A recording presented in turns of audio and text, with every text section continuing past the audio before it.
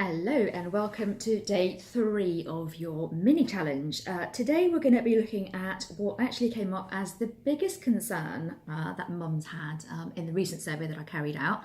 And it's probably no surprise to you that it is the fear of birth. Certainly in the Western world, it seems to be an increasing thing for mums to be so afraid of what really should be and will be one of the most special, fantastic, amazing, empowering days of your life. But why is that fear there? The fear there is probably there for one of two reasons. Either you've had a previous negative experience of birthing, and therefore your memory has obviously, your brain has taken that, and that's what it assumes is going to happen again. Or for those of you who are expecting your first child, what are you hearing about? When you watch films or when you log on to Mumsnet or other things on social media, what do you see? More often than not, people are sharing horror stories. People tend not to share the great experiences. So whether it's your own negative experience or whether it's experience with somebody else, your mind is taking it as a given that that's what you can expect. That you can expect, pain or mess or all of those things. Again, it'd be great to see in the comments, if you're fearing birth, what specifically is it you're fearing? Because this is gold dust, because I can really kind of help you with with commenting back and starting some conversations around this. So if you are fearing, and of course there's going to be some element of apprehension to something either new to you or something that you certainly don't do every day, but if that fear is if it's higher up on the 10 than the 0 scale, then there's things that you can absolutely do about it. And even if you've got a planned C-section, or you're having an induction, or that you're not having a natural birth, there may be elements of that you're fearing. So again, this can be worked on. A C-section is a medical procedure. It may be that's something that concerns you. So again, what can we do to kind of alleviate some of those concerns? So we're going to work on a technique using both the conscious and the unconscious mind to try and kind of overturn some of the images that will be ingrained, some of the things that your mind has come to see as fact, because either through your own experience or because of the things that you've been seeing. If you're fearing birth, that's the reason you're fearing it. It's because of what your mind perceives to be what is going to happen. So we're going to try some techniques that are going to, slowly begin to overturn that. And if you are very, very close to giving birth, it's never too late to start practicing some of these techniques. Obviously, hypnobirthing and mindset changing around calm birth is a huge topic in itself, which I could talk about all day. But I'm going to give you some top tips here to keep you going. So the first thing is using the worksheet that you've hopefully had a look at, and you'll see that it's got 5 sections, one related to each of our 5 senses. And what we're going to do is, using our conscious mind, is start to build a picture of what we want that to be like. Bearing in mind, this is coming under the section of what we can control and influence, because there are certain things within the birth of our baby that are out of our control. We can't control when baby will come. We can't necessarily control how baby will come, although we probably can influence it with some of the hypnobirthing techniques, but we can control the environment to an extent around us. So the first thing you might want to do is check out if you're going to be at a hospital or a birthing unit, check out online some pictures and see what the actual establishment and the rooms look like, because that will help you to create a realistic image of what you can expect. If you're having a home birth, then obviously this is much easier. You know what your home looks like, but you might want to be thinking about what room you're going to be in. Are you going to have a pool? Who's going to be there, etc.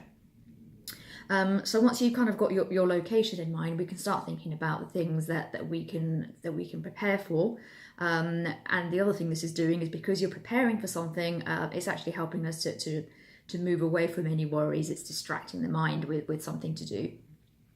And it's thinking about something that's going to sort of tap into all of our different senses. So it's a fairly self-explanatory task. So what do you want to see around you? So what things do you want to take? You might want to print out birthing affirmations. You might have a birthing vision board that you want to take with you. It's really lovely actually to take little LED candles just to make the atmosphere really nice, so you can have the lights dimmed at certain times and have those. Obviously you can't have actual candles if you're in hospital. If you're at home, you probably can. So think about the things that you would want to take with you.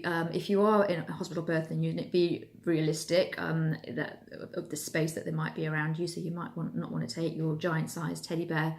You might not, be thankful for that. But yeah, think about the realistic things that you want to be seeing around you. So and just get all of those written down. Same with what you want to hear. You could create a playlist. What songs are really empowering and really relaxing.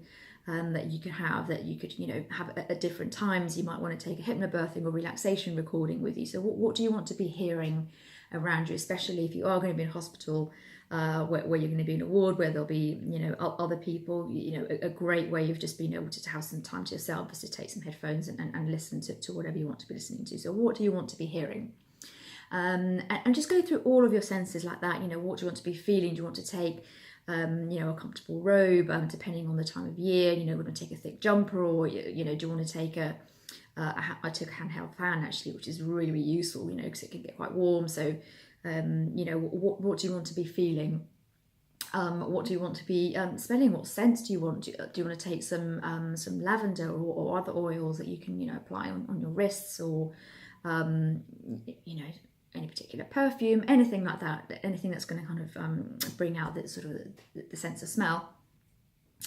So go through all of your senses and write down what it is that you want in order to make that environment your own. And again, if a home birth you're having, you can still think about how you want the room to be. So this is absolutely relevant to whatever type of birth you might be having, and even if you're going for a planned C-section, you'll need to stay in hospital beyond the C-section. So in those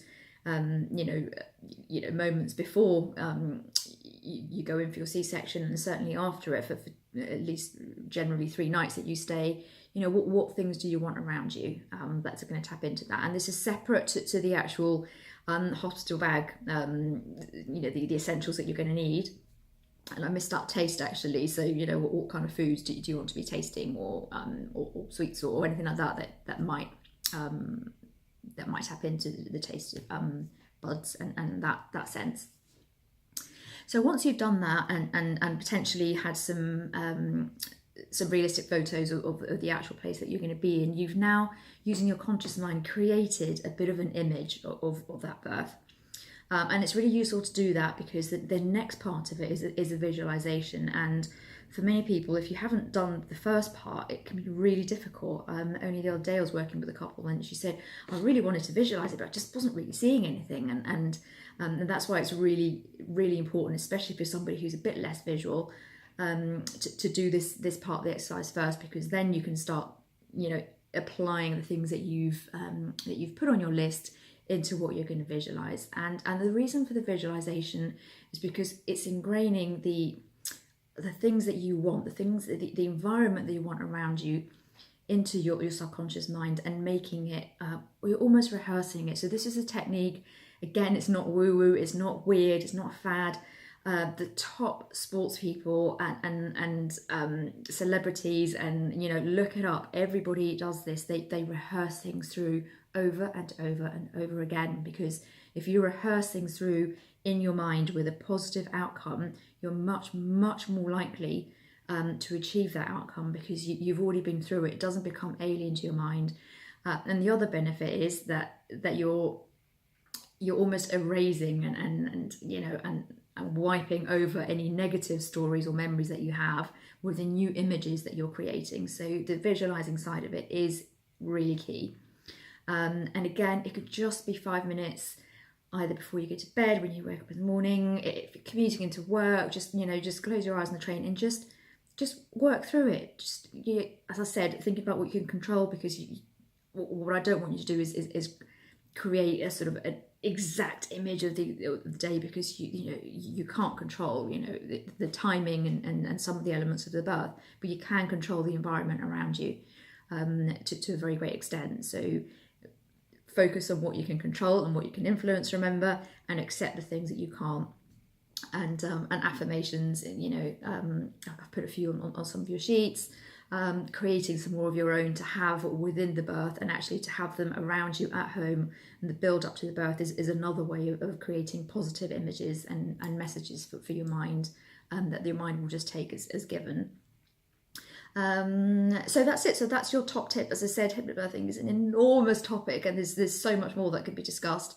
But it would be great to hear any thoughts. Like, what are you guys taking? If you've been thinking about this, and if you haven't, start thinking about it. You know, does anybody have any top top tunes that they want to take with them, or does anybody have any specific affirmation that they think is really great, that's really helped them?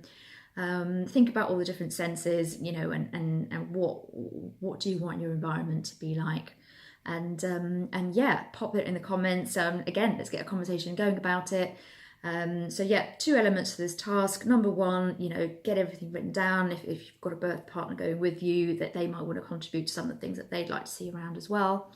And then the visualization, if you could try and incorporate that into your everyday routine somewhere along the way. It's just 5 minutes.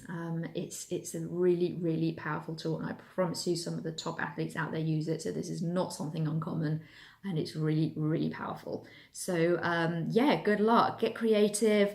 I'd love to see the most creative things that people want to take along with them, and I look forward to seeing you tomorrow. Bye.